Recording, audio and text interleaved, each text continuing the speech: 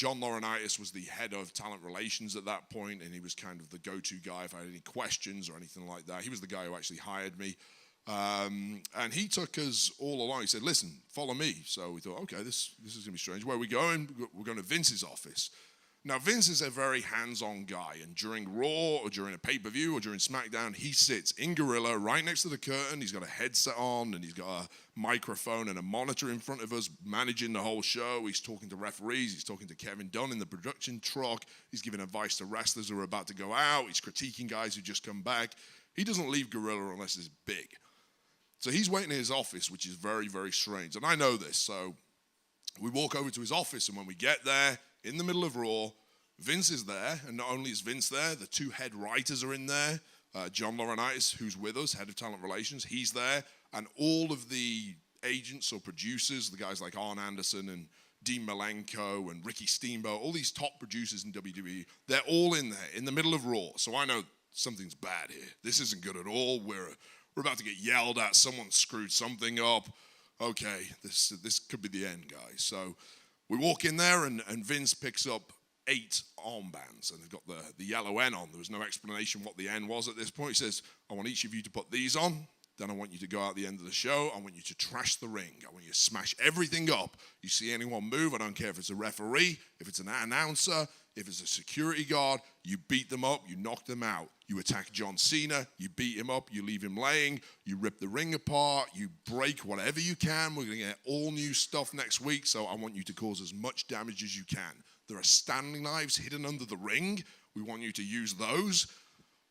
And the only rules are you can't attack anyone in the audience, which, to be honest with you, I think that went unsaid, but he felt the need to mention it.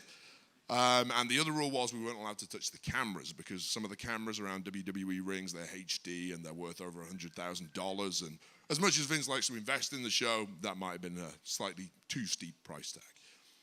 So anyway, we walked down, and just before I went out, Finley pulled me to one side, and he was, again, an agent with WWE. He said, Wade, whatever you do out there, all the destruction that's going to happen out there now, the one thing I need you to do is to grab a Stanley knife, cut open the blue canvas on top of the ring, and pull back the ring canvas. That's what I want you to do. Just make sure you do that. Expose the wooden boards that are underneath. And I thought it was a strange request, and I thought, I don't know why he wants me to do this. We're doing a lot more cooler stuff than that. That sounds kind of rubbish, but whatever. This is Fit Finley, and I'm not going to rock the boat. I'll do what he says.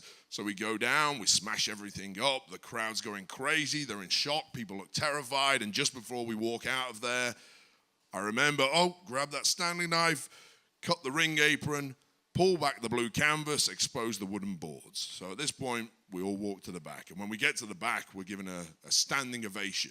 And the locker room is waiting there. Everyone's shaking our hands. Everyone's clapping for us. And remember, at this point, we're pieces of dirt. We're the lowest of the low, and most people won't even acknowledge us. We can't even change in the locker room. So that was kind of strange. We were like, wow, we must have done something good there. And then Vince is waiting for us. Everyone's shaking our hands, telling us how great it was.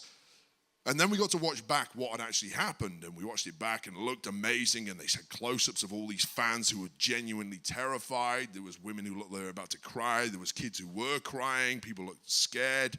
And it was really quite the spectacle. And then I realized what Fit was getting at when he told me to pull back the canvas and expose the wooden boards. Because at this point, as a wrestler, a young wrestler coming up, one of your jobs is to put the ring up and take it down. And anyone who's been through indie wrestling knows that's your job. Your job isn't just to turn up and wrestle. You've got to do the dirty work too. And I'd put up 1,000 rings at this point and carried the boards, and I'd seen a ring halfway put up and halfway taken down.